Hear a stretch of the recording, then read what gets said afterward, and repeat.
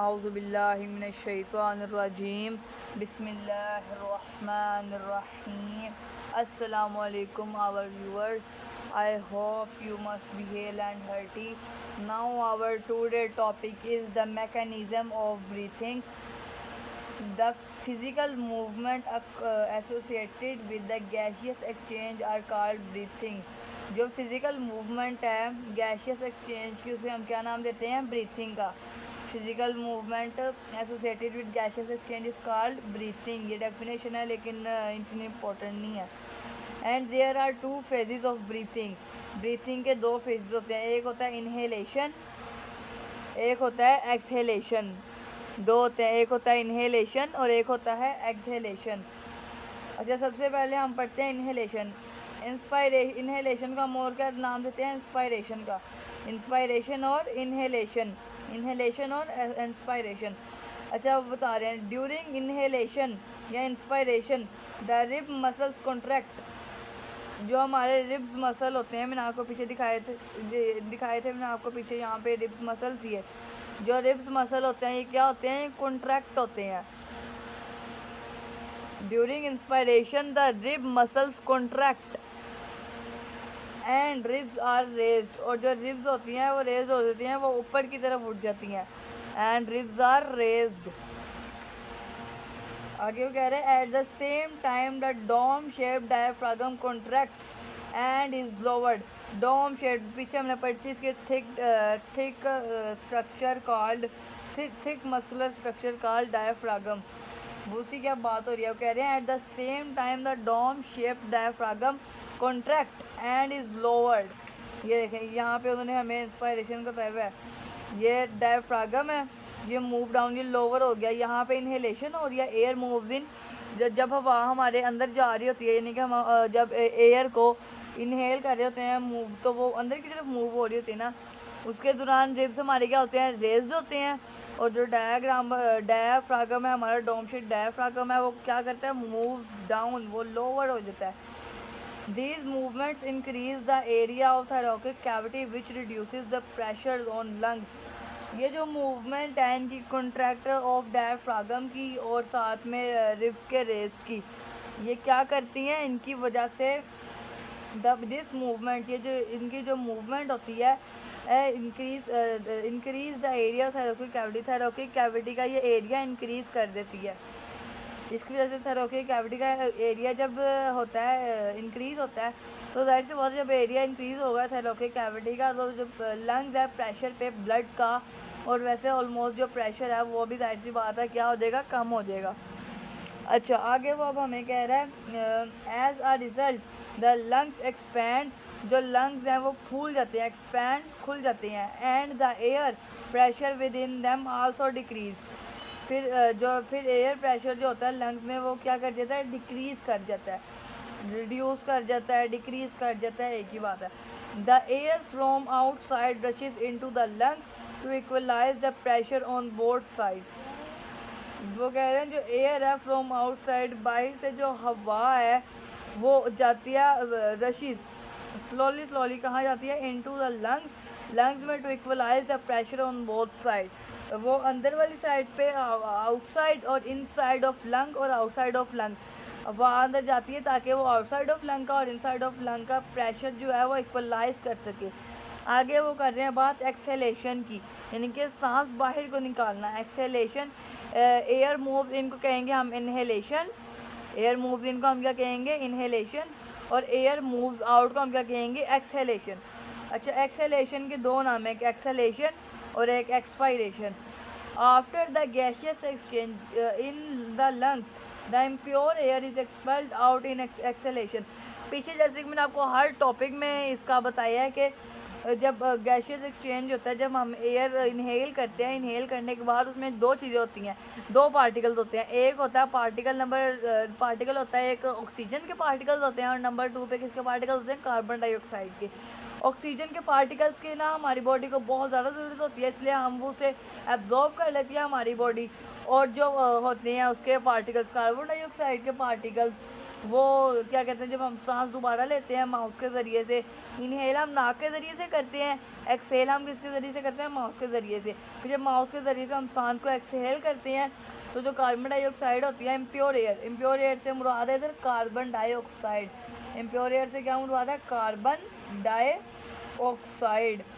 Impure से मुराद है carbon dioxide is expelled out in acceleration. आगे कह रहे हैं द रिब मसल रिलैक्स। जो रिब मसल यहाँ पे कॉन्ट्रैक्ट हुए होते हैं, जो रिब मसल हमारे इसमें कॉन्ट्रैक्ट हो जाते हैं ना इनहेलेशन में, इंस्पायरेशन में, वो एक्सेलेशन में जब हम सांस दोबारा बाहर लेते हैं तो क्या हो जाते हैं, रिलैक्स हो जाते हैं।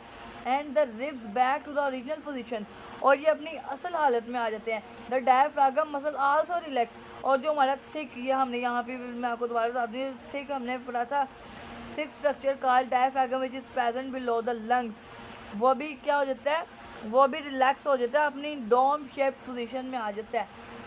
The diaphragm muscles also relax and it gets its raise dome shaped, वो अपनी डोम शेप्ड असल हालत में अपनी में वो आ जाता है। उसको कह रहे हैं दिस रिड्यूसेस द स्पेस, जो कि स्पेस को क्या करता है, कम करता है, रिड्यूस करता है, कम करता है। इन द चेस्ट कैविटी में and increase the pressure on the lungs. जाहिर सी बात है वहाँ पे जब स्पेस उधर क्या हो रही थी, स्पेस इंक्रीज हो रही थी, स्पेस इंक्रीज होने की वजह से उधर प्रेशर क्या हो रहा था, उधर प्रेशर जो है वो हमारे पास कम हो रहा था। और यहाँ पे जाहिर सी बात है जब हमारी जब यहाँ पे हमारा जो है स्पेस जो है हमारी रिड्यूस होगी, डिक्रीज़ होगी, कम होगी, तो जो प्रेशर है वो क्या होगा, लंग्स में ज़्यादा होगा, इंक्रीज़ हो जाएगा। द लंग्स कॉन्ट्रैक्ट होते हैं and the air is expelled out of them, और जो एयर होती है इनमें से बाहर चल जाती है, यानी कि कार्बन डाइऑक्साइड इनमें से रिलीज़ कर जाती है। आगे कह रहे हैं humans breathe 60 to 20 time per minute in normal circumstances. जो हम इंसान हैं, ये नॉर्मल जो है, जो इनका ब्रीथिंग का जो प्रोसेस है वो 60 to 20 टाइम्स होता है 1 मिनट के अंदर, यानी कि हम 1 मिनट के अंदर 16 से 20 मरतबा हम सांस लेते हैं, दफ़ा सांस लेते हैं। इट मीन्स एट रेस्ट यानी कि जब हम नॉर्मल कंडीशन में होते हैं, अपनी नॉर्मल कंडीशन में ह्यूमंस की जो परसेंटेज है, जो रेट है इनका ब्रीथिंग का, वो कितना है, 60 to 20 टाइम पर मिनट।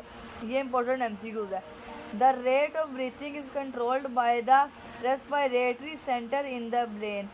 जो रेट है ब्रीथिंग का वो कहाँ कंट्रोल होता है, जो रेट है ब्रीथिंग का वो कहाँ कंट्रोल होता है, हमारे रेस्पिरेटरी सेंटर में। और रेस्पिरेटरी सेंटर हमारा कहाँ पे होता है, रेस्पिरेटरी सेंटर होता है हमारा ब्रेन में, भी आ रही है ब्रेन में। The respiratory centre is sensitive, जो हमारा रेस्पिरेटरी जो होता है सेंटर होता है वो क्या होता है, sensitive to the contraction of carbon dioxide in the blood. वो सेंसिटिव होता है कि अगर ब्लड में ज़्यादा कार्बन डाइऑक्साइड आ जाए ना तो आपकी डेथ वगैरह भी हो सकती है। व्हेन वी डू एक्सरसाइज, और जब हम एक्सरसाइज करते हैं और सम हार्ड जॉब, कोई हम हार्ड काम करते हैं, कोई हम ज़्यादा ताकत वाला काम करते हैं, our muscle cell carry out cellular respiration, वो कैरी आउट, हमारे जो मसल्स हैं वो कैरी करते हैं ज़्यादा cellular respiration at greater rate, ज़्यादा रेट पर। सेलुलर रेस्पिरेशन फिर किस में होती है, ग्रेटर रेट में ज़्यादा होती है। जब हम एक्सरसाइज कर रहे होते हैं या कोई ऐसी चीज़ हार्ड वर्क कोई कर रहे, हार्ड जॉब कोई कर रहे हैं, तो सेलुलर रेस्पिरेशन हमारी, उसका सेलुलर रेस्पिरेशन का रेट करते हैं ज़्यादा। It results in the production of more carbon dioxide which is release in blood. जब हम ज़्यादा एक्सरसाइज करते हैं, ज़्यादा हम जो वो है एयर है इनहेल करते हैं, ज़्यादा एयर इनहेल करते हैं, तो कार्बन डाइऑक्साइड भी जो है हमारे पास फिर जाहिर बात है ज़्यादा अमाउंट में होती है। तो जो कार्बन डाइऑक्साइड है वो किस में ज़्यादा फैल जाती है, it result in the production of more carbon dioxide ज़्यादा हो जाती है किस में, which is release in blood, जो कहाँ पे हमारी चल जाती है, ब्लड में, वो हमारे ब्लड में चल जाती है। This greater than normal concentration of carbon dioxide stimulate the respiratory centre of brain. जब अब हम कर रहे हैं ना एक्सरसाइज या जॉब, तो कंसनट्रेशन हमारी एयर की ज़्यादा हो जाती है, हम ज़्यादा एयर इनहेल करते हैं, तो उसमें कार्बन डाइऑक्साइड भी ज़्यादा होती है। तो इसी वजह से रेस्पिरेटरी जो फिर नॉर्मल कंसनट्रेशन यानी कि आम रूटीन की बजाय ना फिर हमारे अंदर ब्लड के अंदर ना ज़्यादा वो होती है carbon dioxide. The respiratory centre, आपको पता है मैंने पहले भी बताया है कि हमें इनहेलेशन में 4% चाहिए होती है कार्बन डाइऑक्साइड, और एक्सेलेशन में हमें कितनी चाहिए होती है 0.04% हमें क्या चाहिए होती है कार्बन डाइऑक्साइड ओनली। अच्छा आगे कह रहे हैं the respiratory centre sends message to the rib muscle and diaphragm to increase the rate of breathing so that the excess carbon dioxide present in blood can remove out of the body.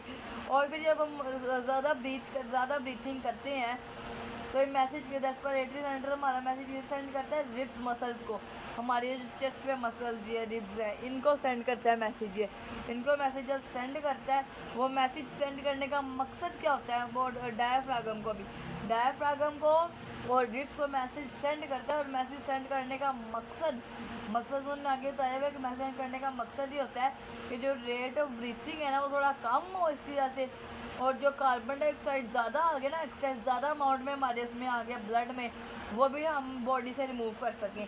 During exercise और other hard physical work the breathing rate में increase up to 30 to 40 times per minute.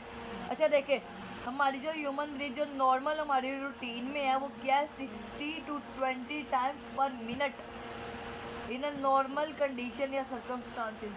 और during exercise और other hard physical work the breathing rate में increase up to 30 to 40 times per minute, 30 से 40 मरतबा ज़्यादा हो जाती है। नॉर्मल में हमारी होती है 16 to 20 और जब हम कोई एक्सरसाइज हार्ड वर्क करते हैं तो उसमें कितनी हो जाती है हमारी 30 to 40 टाइम हमारी ज़्यादा हो जाती है। अच्छा अब ये देखें मैंने आज हमने क्या टॉपिक पढ़ा है इंस्पायरेशन मैकेनिज़्म ऑफ ब्रीथिंग। हमने 2 टॉपिक्स पढ़े हैं मैकेनिज़्म ऑफ ब्रीथिंग में, एक पढ़ा हमने इंस्पायरेशन इनहेलेशन और दूसरा टॉपिक जो हमने पढ़ा है वो क्या पढ़ा है आज हमने एक्सपायरेशन और एक्सेलेशन। अच्छा दोबारा रिपीट करा दो। इनहेलेशन में क्या होता है हम सांस अंदर लेते हैं, एयर जो है हम अंदर ले जाते हैं नाक के ज़रिए से जब हमारी एयर जो है अंदर जाती है एयर हमारी नाक के ज़रिए से अंदर जाती है। जब हम सांस लेते हैं अंदर की तरफ तो फिर हमारे जो होते हैं रिब्स मसल्स होते हैं वो क्या होते हैं कॉन्ट्रैक्ट हो जाते हैं और जो हमारे जो डायफ्रागम है वो क्या हो जाता है वो भी आल्सो कॉन्ट्रैक्ट हो जाता है और वो जो है वो लोअर शेप में आ जाता है अपनी, यानी कि वो अब नॉर्मल शेप में नहीं रहता, उसकी शेप चेंज हो जाती है। और फिर अगले में वो क्या एक्सपायरेशन में क्या होता है, फिर एक्सपायरेशन में जो हमने इनहेलेशन की होती है एयर की ऑक्सीजन जो हमारी बॉडी को चाहिए होता है वो रह जाता है और कार्बन डाइऑक्साइड की जितनी हमें अमाउंट चाहिए होती है वो हम रख लेते हैं, बाकी सारी कार्बन डाइऑक्साइड हम रिलीज़ कर देते हैं। इस सारे प्रोसेस को हम कहते हैं एक्सेलेशन। आगे इसकी डायग्राम है और ये इंपॉर्टेंट एमसीक्यूज है सारा टेबल। अच्छा जैसे कि ना होता है अमाउंट ऑफ ऑक्सीजन, जो ऑक्सीजन की अमाउंट है किसमें इंस्पायर्ड एयर में, इंस्पायर्ड एयर जो हम अंदर की तरफ हवा ले जाते हैं उसकी अमाउंट कितनी है 21% और एक्सपायर्ड में 16%, यानी कि जब हम हवा अंदर ले जाते हैं उसकी परसेंटेज 21% होती है किसकी ऑक्सीजन की, और जब हवा को हम बाहर दोबारा से रिलीज़ करते हैं एक्सपायर्ड करते हैं एयर को तो उसकी परसेंटेज कितनी रह जाती है 16%। ऐसे भी आपको बताया कार्बन डाइऑक्साइड जब हम इंस्पायर्ड करते हैं अंदर की तरफ हवा ले जाते हैं तब कितनी परसेंटेज होती है इसकी 0.04% होती है और जब हम इसको रिलीज़ करते हैं इसकी परसेंटेज कितनी हो जाती है 4% हो जाती है।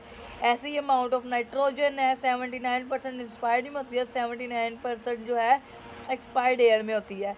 ऐसी amount of water vapour variable वैसे ही रहती है और saturated amount of dust particles variable ये भी वैसे ही रहते हैं, ऑलमोस्ट नन ये बहुत कम होते हैं क्योंकि हमारे जो नाक के एयर्स हैं फाइन हेयर्स हैं हमने पीछे पढ़ा है नहीं अभी हमने मेरे ख्याल से नहीं पीछे हम पढ़ के आए हैं यहाँ पर जो हमारे नाक के फाइन हेयर्स होते हैं ये फाइन हेयर्स जो हमारे नाक के फाइन हेयर्स होते हैं वो क्या करते हैं डस्ट पार्टिकल्स को जो है वो क्लियर कर देते हैं, इसलिए ये बहुत कम होते हैं ऑलमोस्ट नन।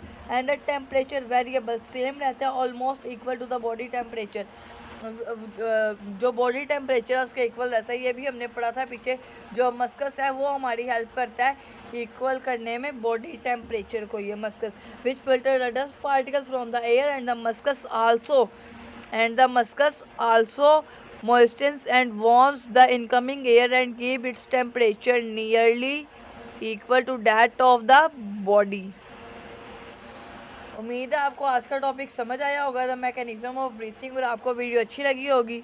अगर आपको वीडियो अच्छी लगी तो प्लीज़ लाइक करें, शेयर करें, सब्सक्राइब करें और हाँ बेल आइकन को प्रेस करना मत भूलिएगा। अल्लाह हाफिज़।